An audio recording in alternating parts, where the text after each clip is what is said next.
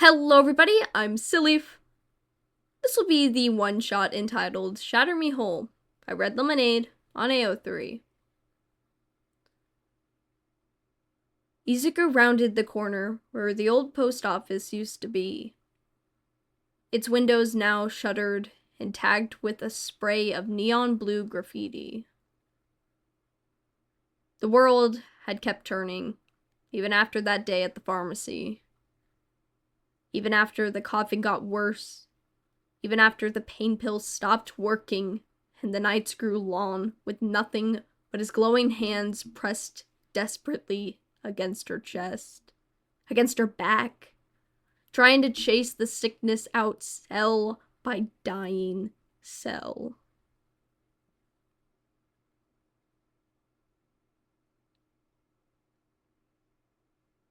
Izuku kicked a small stone down the sidewalk, watched it skip and clatter before settling in a crack like it had always belonged there.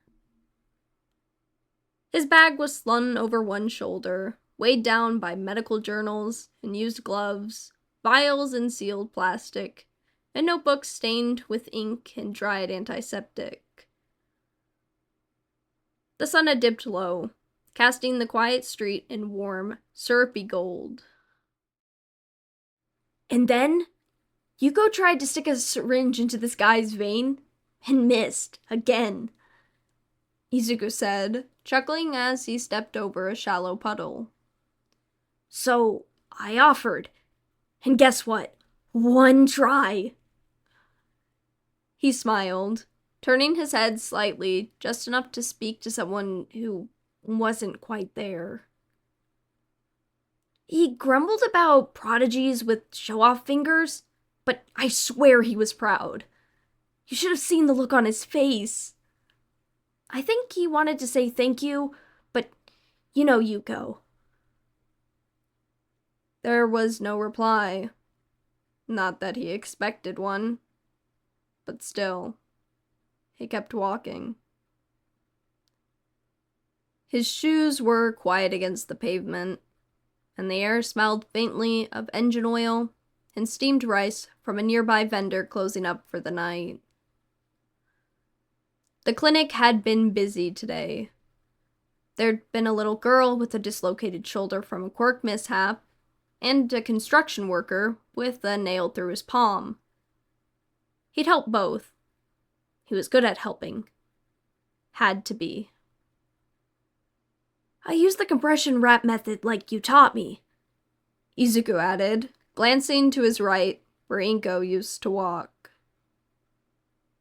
The little girl cried a little, but I made sure she got a lollipop afterwards. Cherry flavored. You know, the red kind. Your favorites. Silence filled the air again. The kind that tugs at your shirt sleeves and begs to be filled. There was no reply. Izuku knows there won't be. His smile faltered, but only for a moment.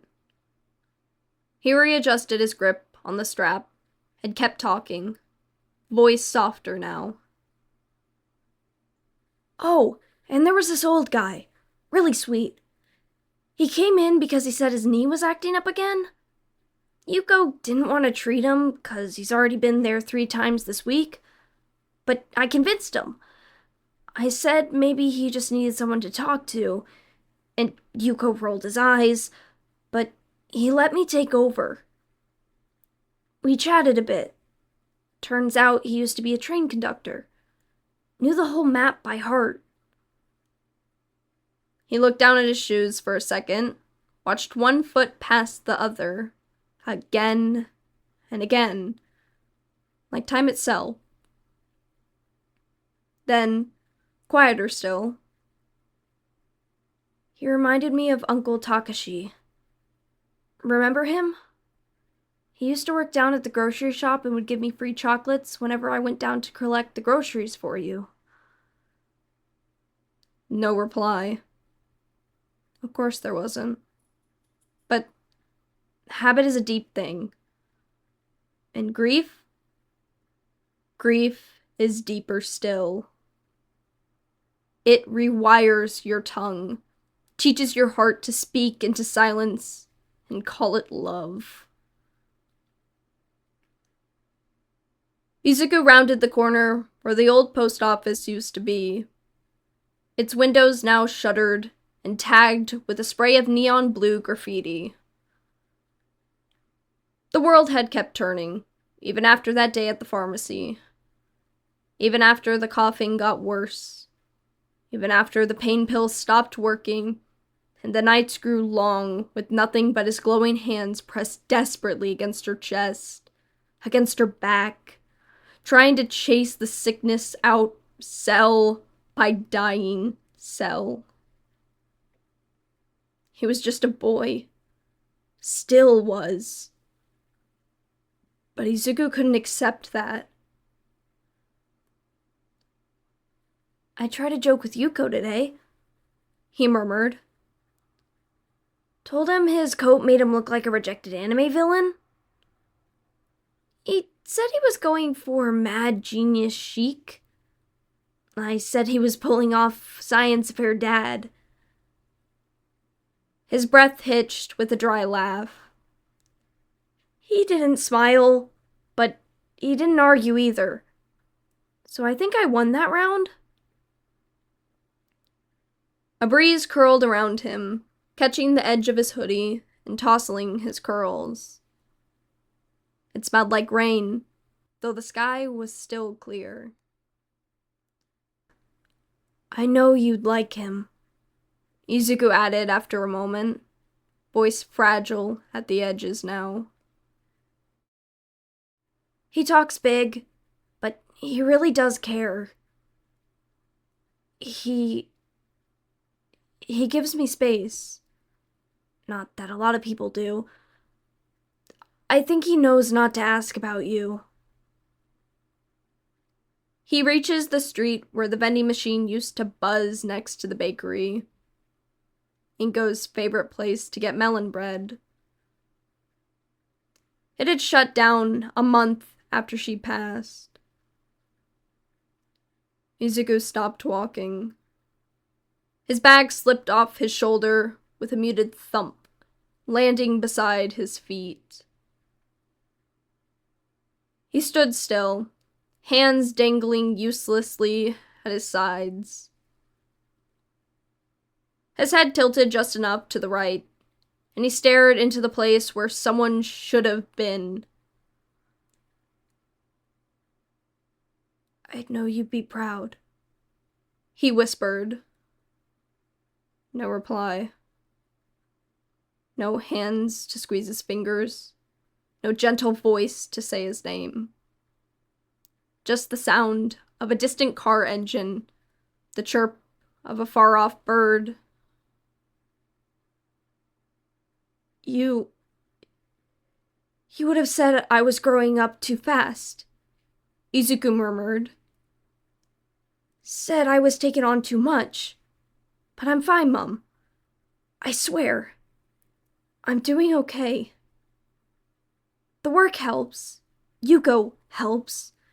And sometimes I think if I just keep doing this, maybe I can... His voice cracked, one syllable folded into another, a sentence half-formed and lost to the wind. The space beside him was empty.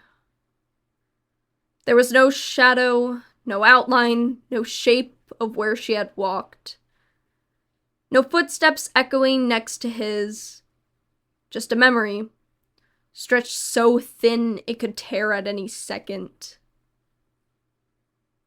"She's gone," he said aloud, as if trying to teach his body something his mind already knew. And just like that, the scaffolding of his words, his stories, his practice conversations collapsed. "She's gone," he repeated, quieter this time. The tears came fast. He dropped to his knees, right there on the concrete, the breath leaving his chest like it had been punched out of him. Trembling hands covered his mouth, trying to hold it in, to dam the flood. But it was too much. The sobs tore out, raw and gasping. "I'm sorry," he choked. I tried so hard. I didn't know what else to do." His fingers curled inwards, clutching at his sleeves until his knuckles went white. Until the fabric bit into the bones of his wrists. He yanked the material over his fists, like a child hiding from thunder. Like maybe if he just wrapped himself tight enough, the world wouldn't get in. Like maybe the cold in his chest would finally leave. "I didn't want to steal, but I had to," he whimpered, voice cracking like glass. "I didn't want to lie to you. I didn't want to make you cry." His breath hitched violently, chest rising in panicked shudders. "I just wanted you to stay. I just wanted more time, Mama." His voice cracked again, sharp and wet and trembling with the ache of every sleepless night he curled around her shivering form. Every silent scream he'd swallowed when her skin grew clammy and pale, and she tried to smile anyways.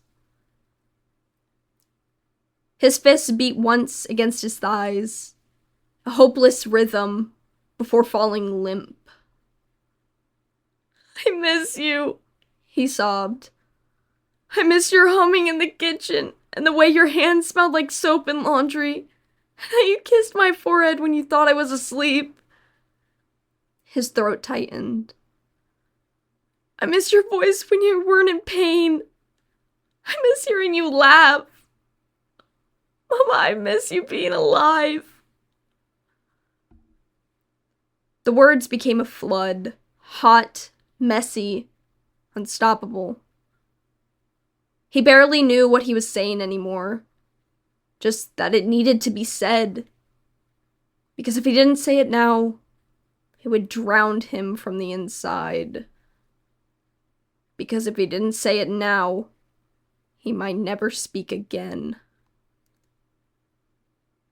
"I kept trying to remember your voice exactly the way it was. I play it over and over again in my head, and I can't tell if I'm remembering or just making it up," he gasped, nails digging into the fabric over his knees. "And I hate it. I hate that you're fading, and I hate that I couldn't save you. I was supposed to save you," he screamed now, head throwing back as tears spilled down his cheeks and into his collar. "I had this gift, this stupid glowing power that could fix broken bones and stop bleeding and heal everyone else. Everyone but you." His face crumpled, voice shrinking to a hoarse whisper. "You were all that I had, and I couldn't fix you. I couldn't keep you. And now I talk like you're still here because if I stop pretending, I don't know what's left from me. What am I without you, Mama?" Izuku whimpers as he collapses forward, forehead hitting his knees with a dull, wet sound, and stays there, arms wrapped around himself like a boy trying to hold in the pieces. "I don't know how to let you go," he whispered. "I don't want to. You're my mother. Aren't you meant to stay?" His head bowed, forehead pressed to his knees, as his body shook with each breathless, heaving cry. The kind of crying that breaks something inside you. That doesn't ask for comfort. that just needs the world to stop for one goddamn second. But it won't. The sun will continue to rise. The stars will still sparkle in the sky. The earth will continue to spin. Time did not stop when Ingo died, but Izuku feels like his heart stopped beating the moment that last breath left her lips. The sky turned the color of bruised peaches. Shadows stretched long and soft across the road. And Izuku, still just a boy in a too big world, cried for a mother who wasn't there, who hadn't been there in years, who would never be again. Alright, everybody, that concludes the one-shot entitled Shatter Me Whole. I am so sorry. I did not realize how much time had passed. And that the last time I had recorded and posted was in December of 2025. I got so caught up in life. Cause it kind of just hit me in the face with a brick. Basically, some of my family members have passed. Somebody close to me got hospitalized. And then 2 of my pets had died. So it's kind of just been all over the place. Oh, and finals week is coming up, so I'm distracted by studying. So I got really distracted, and I am so sorry. I plan to post more, because I kind of just got that realization, like, hey, my viewers might be starving. And for the people that listen to my channel because of SOS, or Susurrus of the Subdued, I'm currently rewriting chapter 13. I had written it, but I did not like the outcome, and I didn't think you guys would like the outcome of that chapter, so I have rewritten it, and I'm currently in the process of rewriting it. I will post it when it's done, but to be completely honest, I don't think it's gonna be soon, just because of how much stuff I have currently going on. But I will work to get it out, along with more videos. But on that note, please make sure to check out the Discord if you haven't already. If you'd like to get updates easier, get connected with people within the fanfiction community, make requests for a podfic, and more. The link to the server will be in the description. Now, I hope you enjoyed, and thank you for listening.